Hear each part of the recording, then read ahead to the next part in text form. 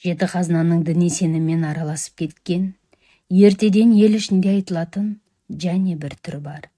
Оған алдымен Қыдырды атайды. Ауызекі тілде Қызыр баба деп те айтыла береді. Қыдыр Құдайдың ерекше қасиет беріп жаратқан сүйген құлы делінеді. Алланың пайғамбары деп айтылатын да аңыздар бар. Қыдыр адамға дарыса, ол молшылық, байлыққа кенеледі деген сенім қалыптасқан. Сопылар Қызырды жақсылықтың жаршысы, адал пенделерді қорғаушы, тура жолға бастаушы, жетекші ұстаз санайды екен. Қазақтардың Қыдыр баба қолдасын, жортқанда жолдасың Қызыр болсын деп бата беретін сондықтан болса керек. Жылдың басы, ұлыстың ұлы күні Наурыз келгенде, Қызыр баба үй аралап жүреді. Назары шырақ жанып тұрған үйге түседі деп сенеді. Григорин күнтізбесі бойынша ескіше 9 наурыз, жаңаша 21 наурыз бен 22-сіне қараған түнді Қыдыр түні деп атайды. Өткенде наурызда Зейнеп түнімен шам жағып, 7 дәннен көжесін бұқтырып отырды ғой. Бұл ата бабадан қалған жөн жоба, алдағы күнге ақ тілек тілеу. Қыдыр қонбайды, Қыдыр дариды. Ол тек адамға ғана емес, жерге де, жан жануар өсімдіктерге де дариды деп жатады. Сондықтан наурыздан соң қыстай қатып жатқанның бәрі жібіп, жан алып, көк шығып, мал төлдейді. Ол Қыдырдың дарығаны дейді аңыз әңгімелерде. Екіншісі бақ. Бақты әдетте бақыт деп те атайды. Бақта Құдайдың өзгеше жаратқан құдіретті бір күш иесі делінеді. Ол Қыдыр секілді дарымайды. Бақ адамға қонады. Бақ басқа қонған құс деп оны қанатты құсқа теңейді.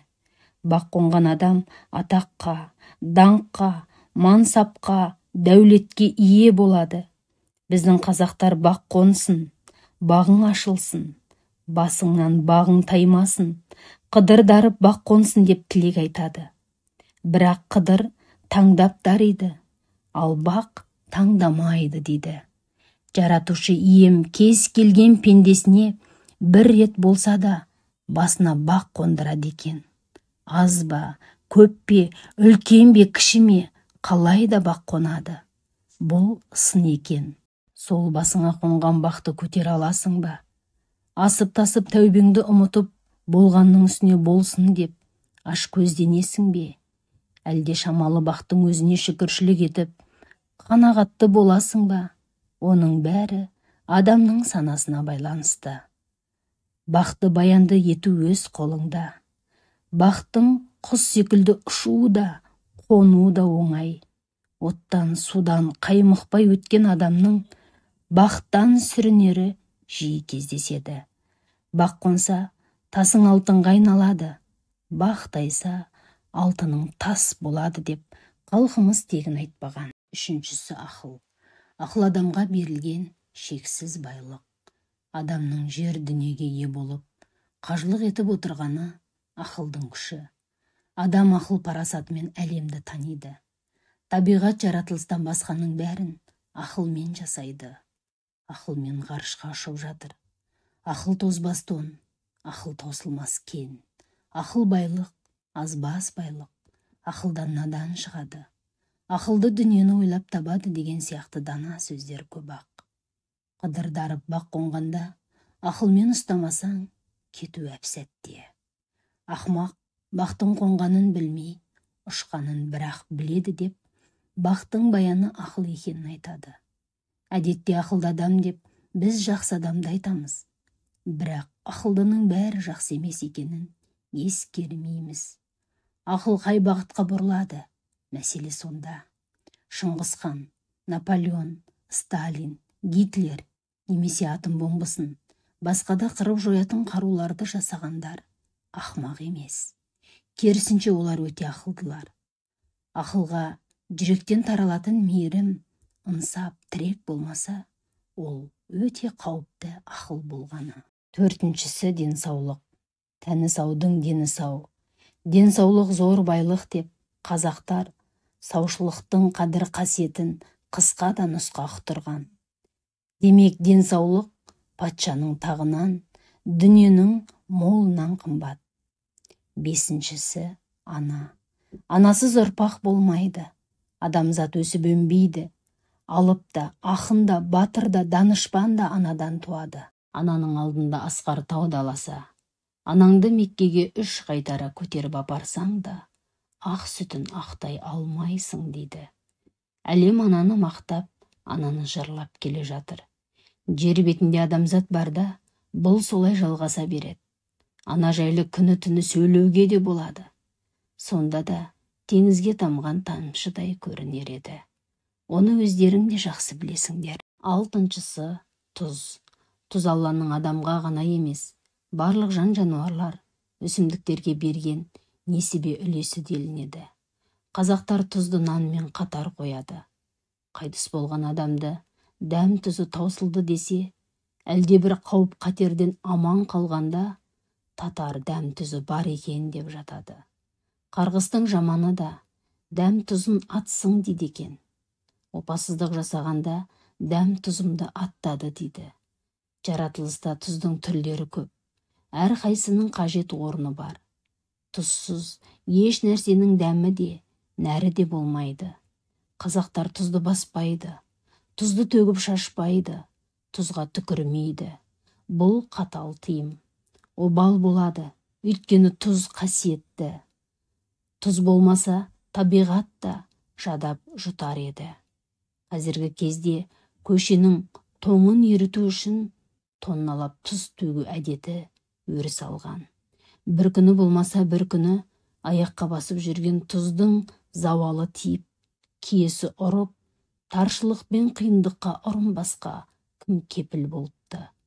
Бірақ құдіретке сенбейтін қоғамда оны кім ойлапты. Жетіншісі ит.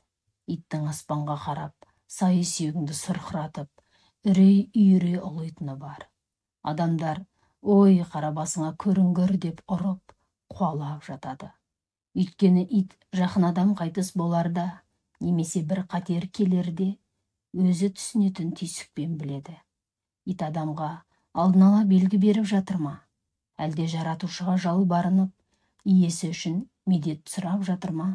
Тілін ұқпаған соң, біз оны білмейміз.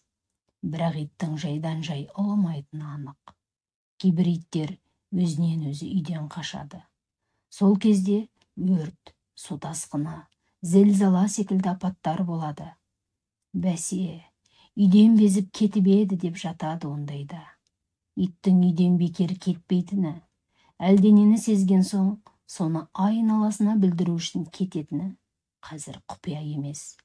Зерттеулер мен бақылаулар соны көрсетіп жүр. Ит иесіне өте адал. Оның үйін, малын, қорасын қорғайды.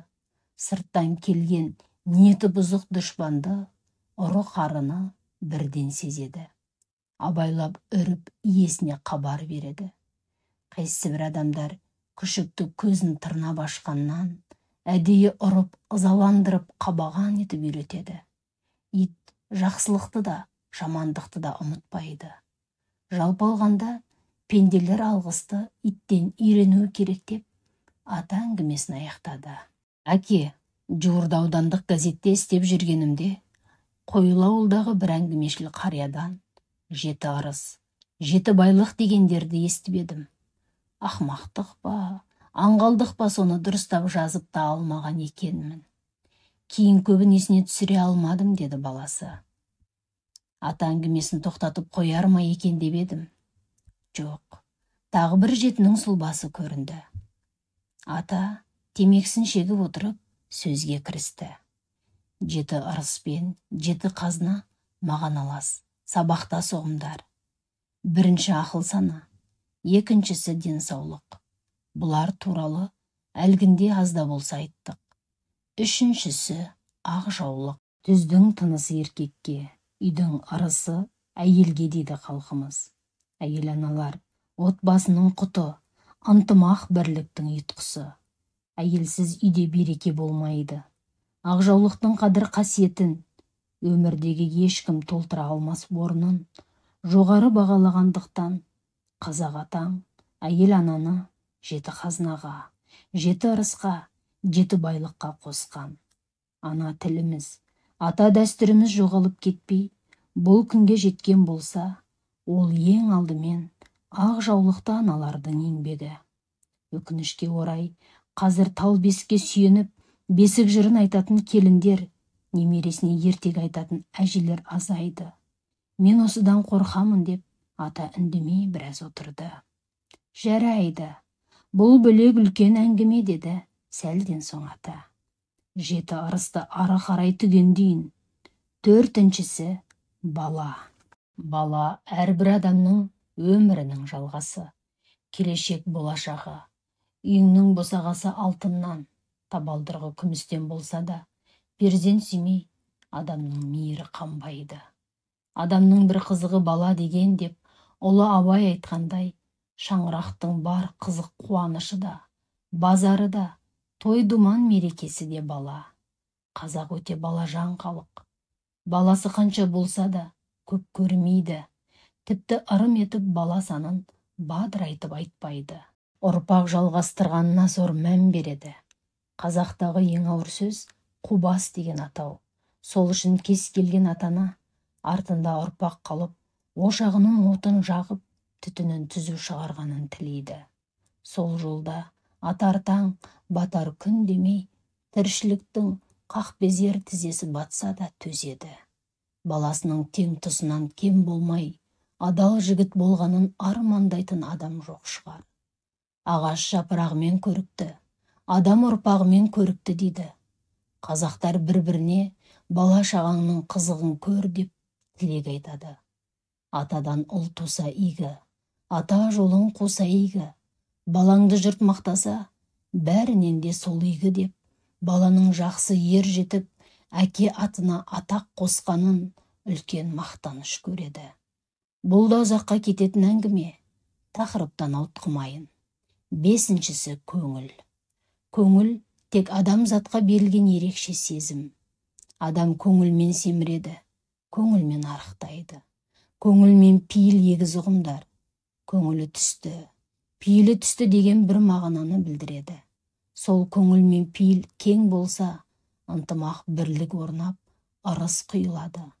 Қазақтар көңілге қарау, көңілді қалдырмау, көңіл бөлу, көңілін көтеру деген көңілге көп мән беретін. Көңіл сыйлағыш, кең пейіл халық. Көңілдің түбінде ынтымақ жатыр. Ал ынтымақсыз елден береке кетеді. 4 түгел болса, төбедегі келеді. 6 ала болса, ауыздағы кетеді деген халық даналығын адамның көңіл пейіліне орай туған өсиет деуге болады. 6-шысы жер. Бұл жерде 7 ырысқа қосып отырғанымыз туған жер. Жерсіз ел жетім. Туған жерде жер болмас, туған елде ел болмас.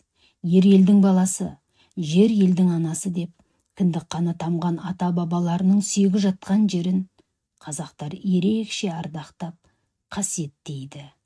7-шісі ит. Енді осы 7 қазына, 7 ырыспен астарласып, мән мағанасы араласып, ұқсас жатқан 7 байлық деген тіркес бар. Ел ішінде айтылатындардың бір түрі мынадай болып келеді. Әуелгі байлық денсаулық, 2-ші байлық еркіндік, 3-ші байлық тіл байлық, 4-ші байлық күш қайрат, 5-ші байлық ақ жаулық, 6-ші байлық балаңыз, 7-ші байлық жүз саулық. Денсаулық байлықтың басы. Дені сау адам өзі ынталанса, еңбектенсе, қолынан көп нәрсе келеді. Еркіндік, тәуелсіздік жеке адамдардың да, бүкіл халықтың да байлығы. Еркіндігі бар халықтың болашағы. Іргелі ел болуы келешегі бар. Еркіндіксіз бақытқа қол жетпейді. Еркіндіксіз қуаныш жоқ. Еріксіз адам құлмен тең, еріксіз ел бодан ел. Өз қолы өз аузына жетпеген ел. Біз қазір алып мемлекеттің құрамындамыз. Тіл байлық. Әрбір халықтың өз ана тілі өзіне байлық қазына. Тілден айырылған халық, жеке дара халық болудан айырылып, құрып жойылады. Тілсіз ұлттық қасиет сақталмайды. Қазақ тілі өз тұғырынан қона алмай, мемлекет дәрежесіне жете алмайды. Әрбір қазақтың ана тілін біліп, оны ардақтауы, ұрпағына үйретуі халыққа, ұлтқа сіңірген еңбектің, қызметтің ең зоры. Өзінің кеудесі орден медалдарға толып, атақтың түр-түрін алып, бала-шағасы ана тілінен махрұм болса, менің ойымша бұл ұлтқа жасалған қиянат. Ата-баба әруағының алдында кешірілмес күнә дер едім. Ал күш қайрат, байлық деген халықтың бірлігі, тұтастығы. Ел қуатты болса, ел ішіндегі тыныштық тұрақты болады. Бірлігі күшті ел озады, бірлігі жоқ ел тозады. Ырысалды ынтымақ деп бабаларымыз өсиет еткен екен. Ақжаулықпен бала туралы шамалы болса да айттым. 100 саулық. 100 саулық деген бұл жерде сандық ұғым емес. Күнделікті тіршілікке тарықпайтын, жоқтықтан біреуге жалтақтамайтын тұрмысты айтады. 100 саулық өзімен өзі келмейді.